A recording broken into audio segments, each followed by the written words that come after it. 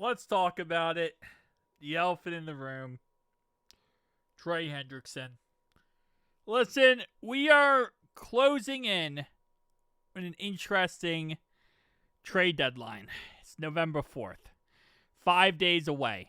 And right now, the reported rumor is that the Bengals want a first-round pick still for Trey Hendrickson. Now, keep in mind that a lot of people don't really realize this. Anyone who trades for Trey Hendrickson right now, they're trading for Trey Hendrickson because they think they're a Super Bowl team. So, whatever first-round pick we would get is the equivalent of a second-round pick.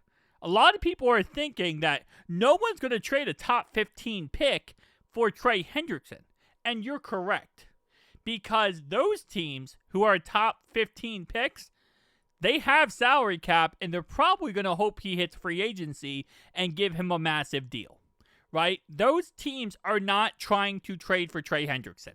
The teams that are trying to trade for Trey Hendrickson are drafting at 29 to 32. Those are the teams that are going to be trying to trade for Trey Hendrickson.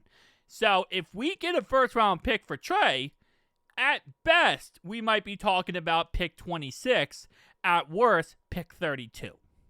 Just, I want that to be put in preference, that when they say first-round pick, we're not getting a top 10 pick. We're not getting a top 20 pick. We're not getting a top 25 pick. At best, probably pick 26, in all honesty. Nonetheless, though, I don't think the Bengals trade him. First off, Trey's hurt right now. We don't know when Trey's going to be back. He might be out for the next couple of weeks. He might be out for the next month. Right? He came back against the Jets. He wasn't 100%. He played a half. He got hurt again. So, whoever trades for him, I mean, what are you trading for? The guy might be out 4 more weeks. You have to pay him a contract in the end if you want to keep him long term. And you're going to get an aging guy who, yes, can still play at a high level, but he is also going to be 31 years old. So, and he's coming off another injury.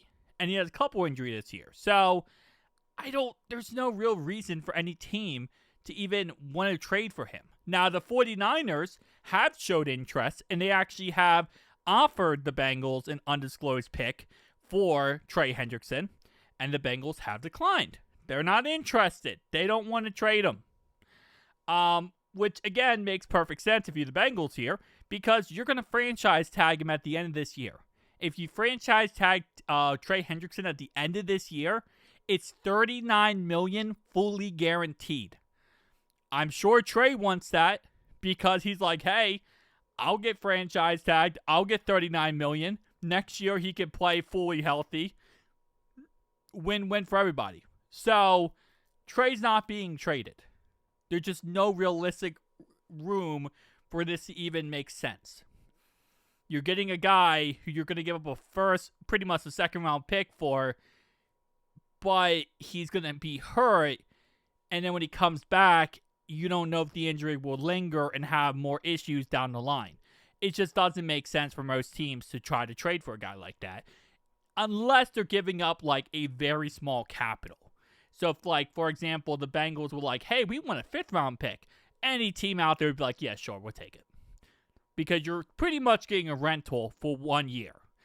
Yes, you could sign him to a long-term deal, but you don't know. I mean, Trey Hendrickson last year, he threatened to retire if he wasn't either traded or got a new contract. So what happens if a team gives us the first-round pick, he goes somewhere, and next thing you know, he doesn't want to play next year because he only wanted to be in Cincinnati.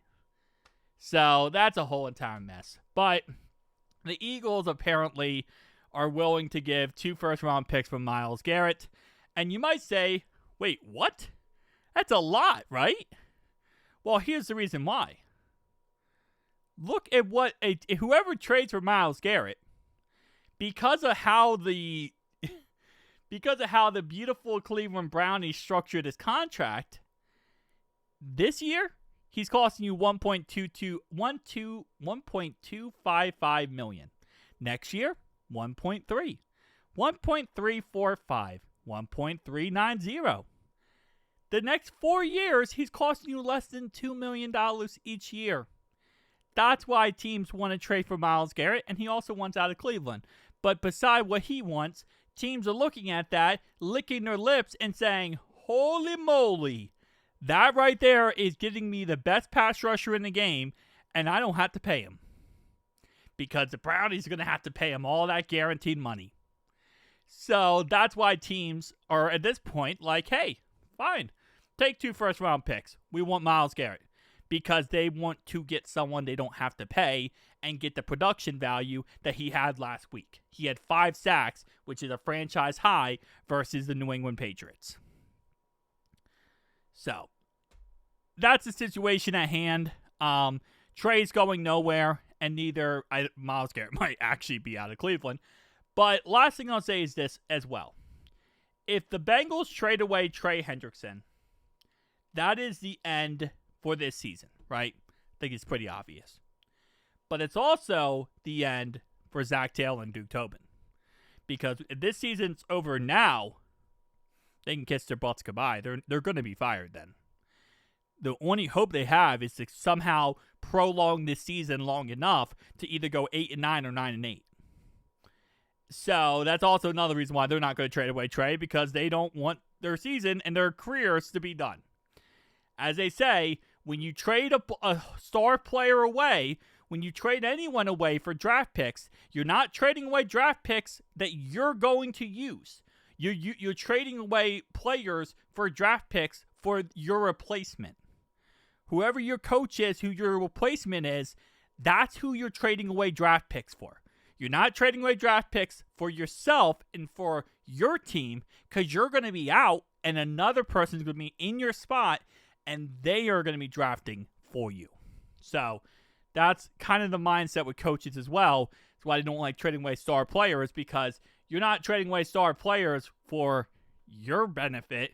You're doing it for the coach that comes after you. And that coach now is going to have an additional first-round pick, additional second-round pick, additional third-round pick. And they're going to look better because they're going to have a better draft. They're going to have a better start to, their coaching career. At the end of the day, that's not how coaches want to think. That's not how coaches and GMs want to do things. So they're going to always try to find a way to avoid that. Rightfully so, for the fact that, it's a dog-eat-dog world. Anyway, I want to talk about that because there's a lot of talk on Twitter about, Trey's going to get traded. Trey's going to get traded. CBS Sports put out a thing today about how the 2 landing spots for Trey is the Eagles and the Colts. Now, I will agree. I think the Colts actually would be a great landing spot because he gets Lou Anarumo again. But they're not going to trade him. They're not. It's not going to happen. Just not. And again, the Colts are a team where if we did trade him for the Colts' first-round pick, they probably have pick number 29, so it doesn't really matter. Same thing with the Eagles. Probably have pick 30. Doesn't matter, right? Tell me down below your thoughts, opinions. See you guys next one.